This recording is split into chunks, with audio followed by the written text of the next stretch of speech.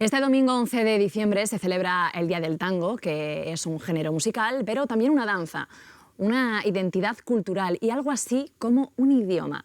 Hoy charlamos con La Máquina del Tango, un quinteto que renueva el género aportándole otras sonoridades.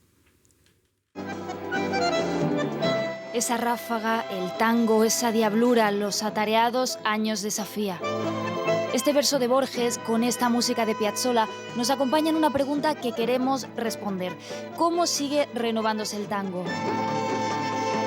La música de Buenos Aires y la música de Montevideo, que es el tango, la música del Río de la Plata, es una música urbana que se va modificando según se van modificando las urbes. Yo siempre creí que la evolución del tango era algo natural dentro mismo del género y no podía contener la idea de quedarse en un periodo determinado, ¿no?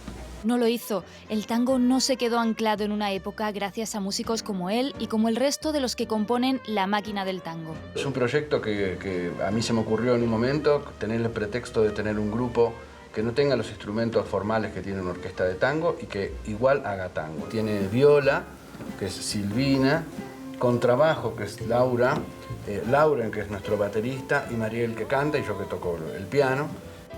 La batería viene a aportarle un poquito de agresividad y de empuje. Yo, que soy una contrabajista sobre todo clásica, pues yo creo que puede aportar como un poco más, en vez de ese soporte tan rítmico, algo un poco más melódico. Tener que tocar melodías, partes virtuosas y otro tipo de colores y de efectos y cosas que con la viola normalmente no se usan, para mí es súper atractivo. Juntos han grabado Acá Lejos, un álbum innovador que le aporta al género una nueva sonoridad sin alejarse de la esencia porteña.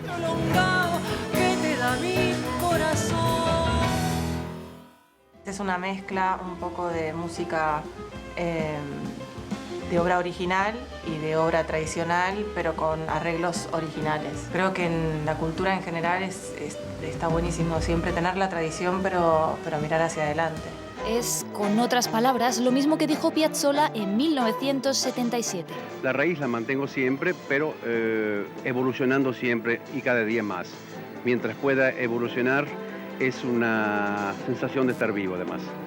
A él, por romper con lo tradicional, lo llegaron a llamar el asesino del tango.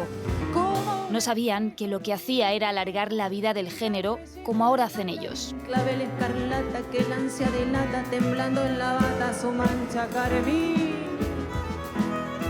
También hay referentes por fuera del tango. Me parece que esa es la parte también que puede sumar, ¿no? Y creo que eso es lo que hace que haya nuevos proyectos de tango hoy en día, que es de personas, de jóvenes intérpretes que han escuchado muchísima más música, no solamente 2 o 3 géneros musicales, sino un abanico grande. Porque el tango tiene vida propia y además se cuela por donde quiere. También hay mucho tango en Gardel y en esta danza entre dos cuerpos y en estas rimas de Aute. ¿Qué me dices, cantautor de las narices? Y en la voz de Silvia Pérez Cruz. Pasa al suelo, la perdicia al corral. Y en el baile de Rocío Molina.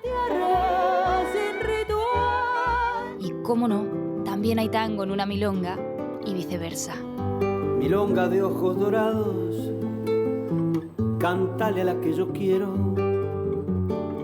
Tu corazón, compañero musical y acompasado, vaya volando a su lado y dígale que no puedo vivir. Bueno, pues así, sobre un baldosín, nos despedimos hoy. Nos encontramos el lunes, pero los que tengáis puente podéis aprovechar para recuperar en RTV Play algún programa de Culturas 2 que no hayáis visto, porque ya sabéis que la cultura no caduca. Nos vemos el lunes. Un abrazo. Adiós.